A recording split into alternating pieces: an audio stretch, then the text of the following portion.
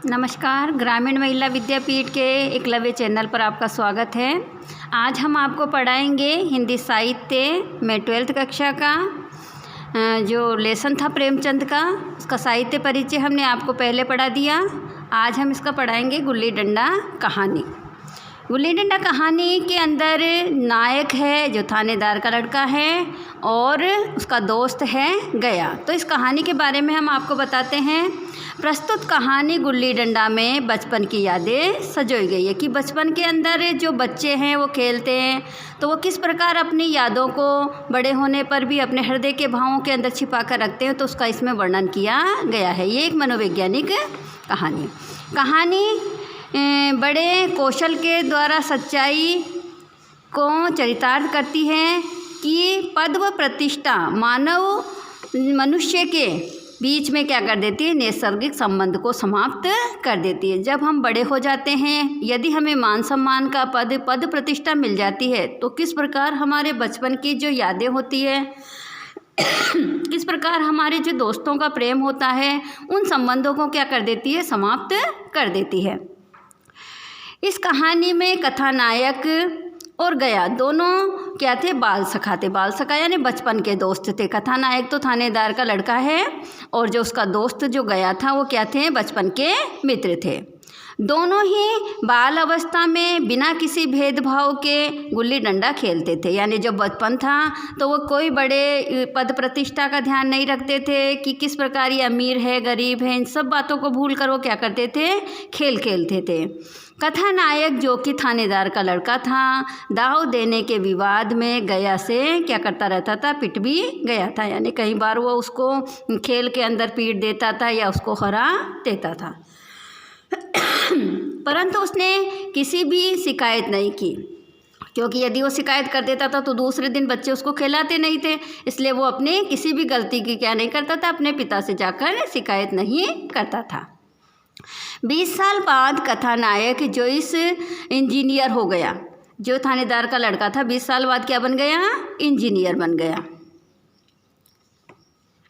उसी गांव में आता है। यहाँ का बचपन की जो स्मृतियाँ हैं उन्हें सजीव करने के लिए गया से मिलता है। वो बचपन की यादों को ताज़ा करना चाहता है और गया से जाकर मिलता है कि हम बचपन की तरह ही खेल खेलते हैं और उसके साथ गुल्ली डंडा खेलना चाहता है। उसके बहुत आग्रह पर गया खेलता तो है, लेकिन उसके खेल में बचपन वाली बात कथानायक को नज़र नहीं आती। यानी जिस प्रकार की वो बचपन के अंदर बार बार उसको हरा देता था, उसको गुस्सा आ जाता तो उसको पीट भी देता, तो ये सब बातें उसमें नज़र नहीं आती थी। कथानायक सोचता है कि उसकी अप्सरी गया और उसके बीच दीवार बन गई है। यह दर्शाते हुए कहानी का समापन हो जाता है। तो इसके अंदर ये बताया गया है कि पद और प्रतिष्ठा जो मनुष्य के अंदर जो नैसर्गिक संबंध होते हैं उसे क्या कर देती है, समाप्त करती है। अब हम कहानी शुरू करते हैं। हमारे अंग्रेज़ दोस्त माने या न माने, मैं तो यही कहूँगा कि गुल्ली डंडा सब खेलों का राजा है। इस कहानी के अंदर ये बताया गया है कि जो भारतीय लोग हैं वो अंग्रेज़ों को खेलों को अत्यधिक मान्यता देते हैं, उनको खेलना पसंद करते हैं। लेकिन हम ये कहते हैं, जो लेखक है प्रेमचंद जी ये समझाने का प्रयास करते हैं कि जो हमारे राष्ट्रीय खेल है जैसे गुल्ली डंडा है वो क्या माना जाता है, खेलों का राजा माना जाता है। अब भी कभी लड़कों को गुल्ली डंडा खेलते देखता हूँ तो लोटपोट हो जाते हैं, इसके साथ जाकर खेलने लगूं।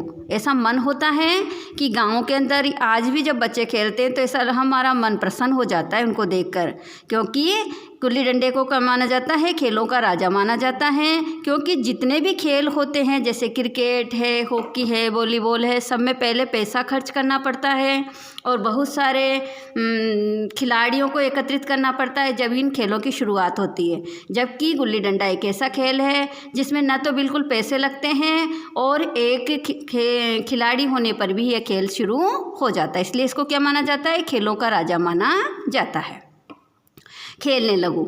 ना लोन की ज़रूरत, ना तो इसमें बड़ी सारी जगह की ज़रूरत है, ना कोर्ट की है, ना नेट की है, ना थापी की। मज़े से किसी पेड़ की एक टहनी काट लो और गुल्ली बना लो। 2 आदमी भी आ गए तो खेल शुरू हो गया। ये 2 खेलने वाले आ जाएंगे तो भी ये खेल क्या हो जाता है, गुल्ली डंडा खेल शुरू हो जाता है। विलायती खेलों में सबसे बड़ा ऐब यानी नुकसान, जो ऐब यानी बुराई होती है, ऐब यानी क्या होता है, बुराई है कि उनके सामान महंगे होते हैं। यानी कि अंग्रेजी जो खेल होते हैं वो क्या होते हैं, महंगे होते हैं। जब तक कम से कम 1 सैकड़ा न खर्च कीजिए, खिलाड़ियों से शुमार नहीं हो सकता। यानी कि जब तक हम पैसा खर्च नहीं करेंगे तब तक हम उस खेल को नहीं खेल सकते। यहाँ गुल्ली डंडा है कि बिना हर फिटकरी के ही क्या हो जाता है, चोखा रंग देता है। यानी बिना पैसा खर्च करते किए ही हम क्या कर सकते हैं, गुल्ली डंडा वाले खेल को खेल सकते हैं। पर हम अंग्रेजी चीज़ों के पीछे ऐसे दीवाने हो रहे हैं कि अपनी सभी चीज़ों से अरुचि हो गई है। यानी कि हम जो अंग्रेजी खेल हैं उनके पीछे भागते रहते हैं, हमारे जो भारतीय खेल हैं उन पर हम ध्यान नहीं देते हैं और उसमें पैसा खर्च करते रहते हैं। स्कूलों में हर एक लड़के से 3-4 रुपये सालाना केवल खेलने की फ़ीस ली जाती है। किसी को यह नहीं सूझता कि भारतीय खेल खिलाए। यानी कि जैसे भारतीय खेल होते हैं जिनमें पैसा खर्च नहीं होता है, जैसे गुल्ली डंडा है, सितोलिया है, तो ऐसे खेल नहीं खिलाए जाते हैं जो बिना दाम कौड़ी के खेले जाते हैं। अंग्रेजी खेल उनके लिए हैं जिनके पास धन है। गरीब लड़कों के सिर क्यों यह व्यसन मढ़ते हो, यानी ये व्यर्थ का खर्चा गरीब बच्चों के ऊपर क्यों मढ़ते हो। हमें ऐसे खेल खिलाने चाहिए जिससे बच्चों का क्या हो, शारीरिक विकास हो और पैसा भी खर्च न हो। ठीक है, गुल्ली डंडा से आँख फूट जाने का भय रहता है। यानी कि गुल्ली डंडे जो खेल होता है उसमें यह होता है कि इससे आँख फूट सकती है, तो क्रिकेट से सिर फूट जाता है। यानी कि जो अंग्रेजी खेल हैं वो भी क्या नहीं होते, सुरक्षित नहीं होता है, उससे भी क्या हो सकते हैं, सिर फूट सकता है। तिल्ली फट जाने से, टांग टूट जाने का भय नहीं रहता। अगर हमारे माथे से गुल्ली का दाग आज तक बना हुआ है तो हमारे कई दोस्त ऐसे भी हैं जो थापी को